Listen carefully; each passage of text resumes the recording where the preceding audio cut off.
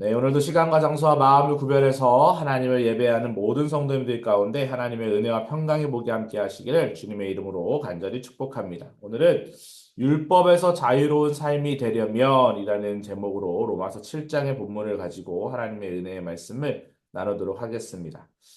하나님이 이스라엘 백성들에게 율법을 주신 것은 구원받은 하나님의 백성으로서 하나님의 뜻에 따라 살게 하기 위함입니다.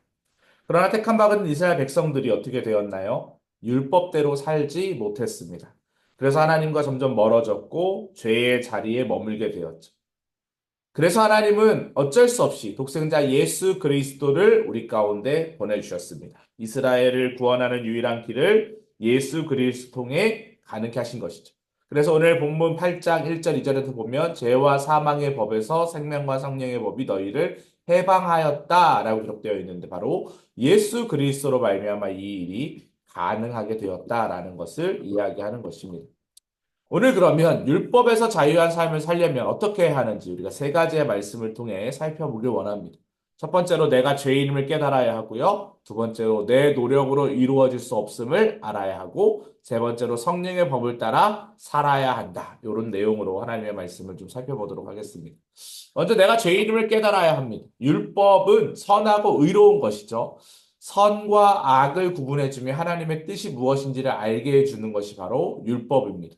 그래서 율법에 자신을 비추어 보지 않으면 우리는 자신이 죄인인 것을 깨닫지 못합니다. 예를 들면 내 이웃의 것을 탐내지 말라 하신 계명 때문에 우리가 탐욕이 있음을 알게 되죠. 그리고 그 탐욕이 죄임을 깨닫게 됩니다.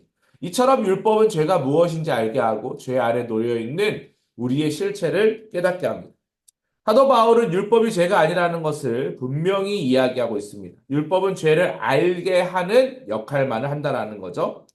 그러나 죄의 계명을 더욱 죄는 계명을 통해 더욱 활발해져서 바울을 죽음에까지 이르게 했다라고 이야기합니다. 근데 그럼에도 불구하고 율법 자체는 어떻다 그래요? 거룩하고 계명도 거룩하고 선하다라고 그렇게 이야기하고 있습니다. 율법은 죄를 깨우쳐주는 역할을 합니다. 그를 통해서 우리가 놀라운 은혜를 경험하게 되죠. 하지만 때때로 율법의 행위를 의롭게 행함으로 착각을 하면 어떤 일이 일어납니까? 한 생명으로 안내하는 계명의 우위를 넘어뜨리는 경우들도 종종 있다라는 것을 우리는 알 수 있습니다. 이 일 때문에 우리가 곤란함을 경험하는 경우들도 많이 있다라는 것이죠.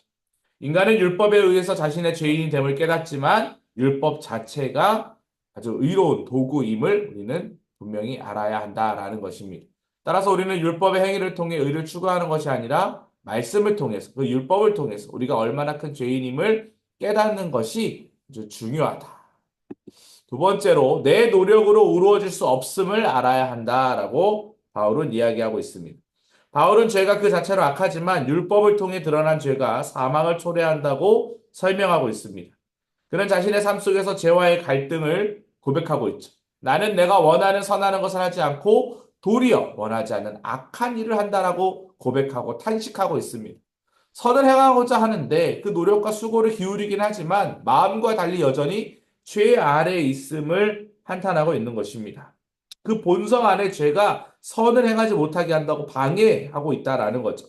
그는 자신의 내면에서 선을 행하려고 하지만 악이 그를 방해한다라고 하면서 이 싸움 가운데 자유할 수 없다라고 이야기하고 있습니다. 죄에 빠져 있다라는 것이죠.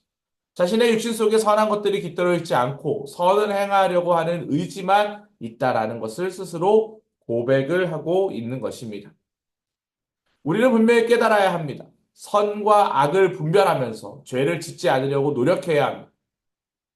하지만 그것이 우리의 노력으로 되지 않습니다. 내 노력과 의지로는 하나님에 의해 이룰 수 없음이 오늘 본문이 이야기하고 있는 아주 중요한 핵심입니다. 내가 할 수 없다라는 거죠. 그리스도의 의를 힘입도록 주님께 나아가는 도움을 구해야 한다라는 것입니다. 우리의 연약함을 드러내고 죄에 대해서 해결해 줄 수 있는 그분께 예수님께 나아가는 믿음을 가져야 한다라는 것이죠. 즉 주님께 나아가는 사람만이 하나님께서 의롭게 하시는 칭의 이번 주에 다른 목사님의 말씀을 통해 우리가 들었죠. 이신칭의 우리가 믿음으로써 의롭다함을 칭함을 받는다라는 것입니다. 그 이 신칭이 칭의의 은혜를 입을 수 있다라는 것입니다. 마지막 세 번째로 이것을 해결할 수 있는 유일한 방법은 성령의 법을 따라 살아야 한다라는 것입니다. 바울은 자신 안에 두 법이 있음을 고백하고 있습니다. 하나는 하나님의 법을 기쁘게 따르려는 마음이 있죠. 또 하나는 어떤 마음입니까? 죄의 법입니다. 그는 이 죄의 법이 자신을 붙들고 있고 속박하고 있다라고 이야기합니다. 그래서 오늘도 고백하죠. 아, 나는 비참한 사람이다. 오라, 나는 곤고한 사람이다. 이 죽음에서 누가 나를 건져내랴. 이런 고백을 하고 있습니다. 절망적인 고백입니다. 인간의 죄의 속박으로 인해 자신의 노력으로는 죄를 벗어날 수 없습니다. 바울의 절망적인 고백은 인간의 연약함을 보여주고 또 인간의 죄 문제가 해결할 수 없는 외부적인 구원이 필요함을 바울 스스로가 깨달았습니다. 내가 선한 능력을 했다고 해서 구원받는 것이 아니구나. 그리스도를 통해 구원해 주시는 하나님의 은혜를 경험해야 하는구나 라는 것을 깨닫게 되었다라는 것이죠. 그래서 바울은 우리 주 예수 그리스도로 말미암아 하나님께 감사하리로다 그렇게 고백을 하는 것입니다. 무슨 이야기입니까? 예수 그리스도를 통해 죄에서 해방될 수 있다. 그런 희망과 소망을 노래하고 있는 것이죠. 바울은 자신의 마음으로는 하나님의 법을 섬기지 못하지만 육신으로는 여전히 죄의 법에 복종하는 삶을 살지만 오직 예수 그리스도를 통해서 죄와 절망으로부터 벗어날 수 있도록 유일한 그 길을 인도하시는 분이 바로 예수님이심을 믿음으로 고백하고 있다라는 것입니다. 그래서 오늘 본문 8장 1절, 2절이 너무나도 중요한 것입니다. 그러므로 이제 그리스도 예수 안에 있는 자에게는 결코 정죄함이 없나니 라고 선언하고 있습니다. 예수 그리스도 안에 있는 생명의 성령의 법이 죄와 사망의 법에서 우리를 해방하셨기 때문입니다. 율법은 우리를 정죄하지만 하나님의 법은 율법의 정죄에서 우리를 해방시키고 자유케 합니다.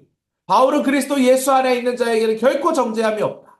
생명의 성령의 법이 우리를 죄와 사망의 법에서 해방시켜 준다라고 선포하고 있습니다. 그래서 진리는 단순합니다. 율법의 정죄에서부터 해방되고 죄에서부터 자유함을 얻으려면 예수 그리스도를 통해 구원해 주시는 성령의 법을 따라야 한다라는 것입니다.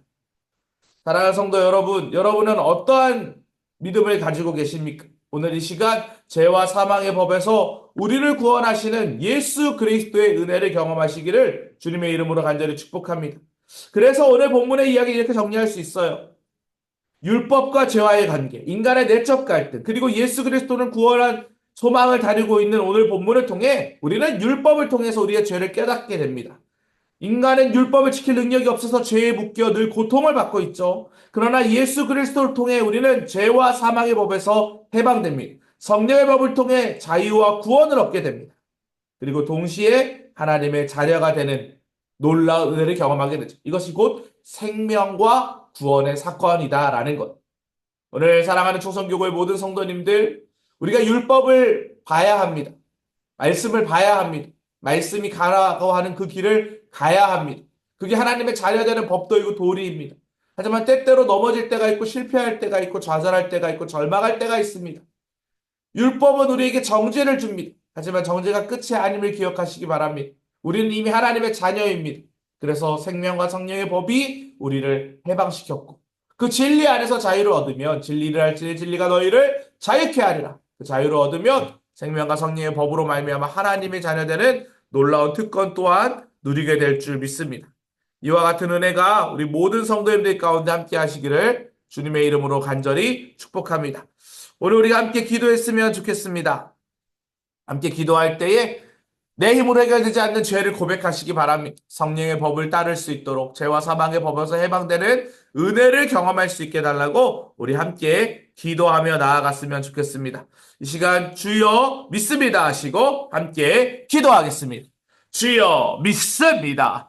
사랑과 은혜가 풍성하신 하나님 아버지 감사를 드립니다. 오늘도 하나님의 말씀을 통해 율법이 우리의 삶의 자리를 지키시고 인도하신다는 것을 알게 되었습니다. 하지만 그것이 전부가 아니라 율법을 뛰어넘는 은혜로 우리를 지키시고 인도하시는 예수 그리스도의 구원의 은총에 대한 말씀도 우리가 함께 나누었습니다. 우리는 죄와 사망의 법에 묶여있는 인생이 아닙니다. 생명과 성령의 법으로 자유함을 누리는 인생인 줄 믿습니다. 우리 사랑하는 충성교회의 모든 성도님들이 그와 같은 은혜를 경험할 수 있도록 도우시고 인도하여 주시옵소서. 그로 말미암아 주님 주시는 참된 위로와 평안과 안식의 복을 누리며 죄로부터의 자유함을 얻어 하나님의 백성된 삶을 살아갈 수 있도록 인도하여 주시옵소서.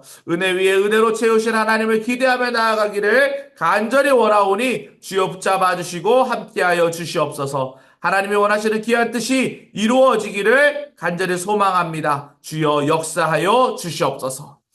우리 연하여 다시 한번 기도할 때 계속해서 경제조정과 속회 재생산을 위해서 기도하는 가운데 있습니다. 하나님께서 때에 맞는 은혜로 채우시고 우리 충성교회의 모든 성도들이 신앙생활하는 가운데 기쁨과 자유함을 누릴 수 있는 믿음 안에 거하게 해달라고 이 시간 주여 믿습니다 하시고 우리 함께 경계 조정과 속회 재생산을 위해서도 기도하도록 하겠습니다. 주여 믿습니다. 사랑과 은혜가 풍성하신 하나님 아버지 감사를 드립니다. 수개월 동안 하나님의 백성들을 불러 모아주시고 하나님의 사람들로 온전히 세워주시니 감사를 드립니다. 우리 충성교구 안에 있는 여러 성도들의 삶의 자리가 각각 다르지만 그럼에도 불구하고 머리 대신 예수 그리스도를 쫓아가는 한몸 공동체인 줄 믿습니다. 끝까지 주를 향하여 헌신하는 믿음의 자녀들이 온전히 세워질 수 있도록 도우시고 인도하여 주시옵소서. 속회 재생산을 위해서도 기도하는 가운데 있습니다. 믿음의 속장들이 세워지게 하여 주시옵소서. 나 하나쯤이 하는 생각보다는 공동체를 사랑하고 무엇보다 하나님의 몸된 교회를 섬기는 일에 기쁨으로 동역할 수 있는 믿음의 일꾼들을 세워 주시옵소서.